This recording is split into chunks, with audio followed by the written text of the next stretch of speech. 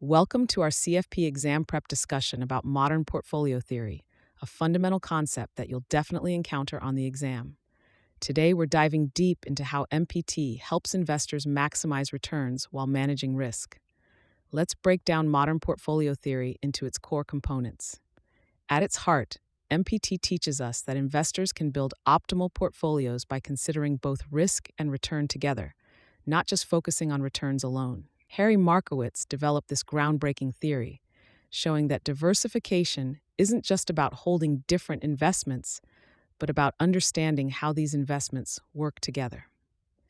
The efficient frontier is a crucial concept you need to master for the exam.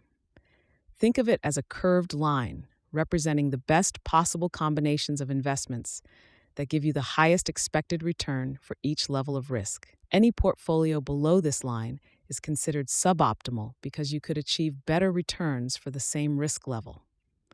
Many test takers make the mistake of thinking that the efficient frontier is a fixed line that stays the same over time.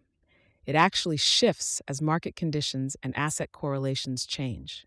Another common error is assuming that moving up the efficient frontier is always better. Remember that the optimal portfolio depends on each investor's risk tolerance. When studying correlation in MPT, pay special attention to how assets move in relation to each other.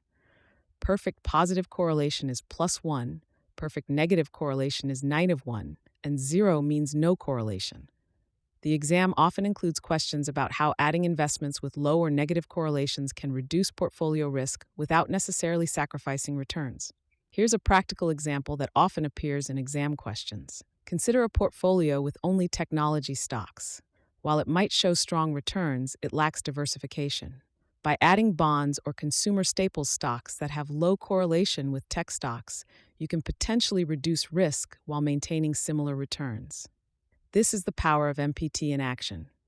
A key mistake students make is confusing systematic and unsystematic risk. Systematic risk affects the entire market and can't be diversified away.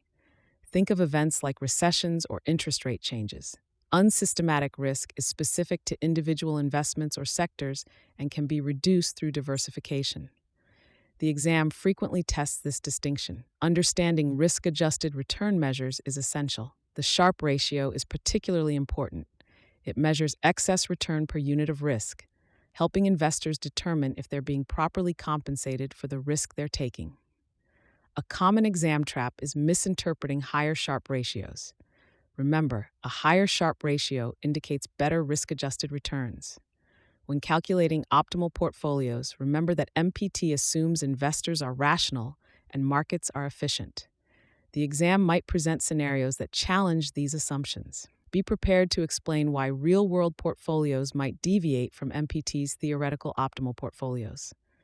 Lastly, pay attention to the role of risk-free assets in portfolio construction.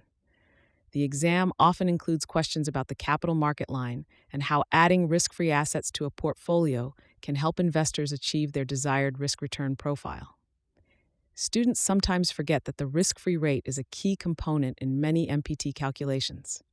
Remember, modern portfolio theory questions on the CFP exam often require you to apply these concepts to real-world scenarios. Don't just memorize formulas. Practice explaining how MPT principles guide actual investment decisions. Understanding these relationships will help you tackle even the most challenging exam questions with confidence.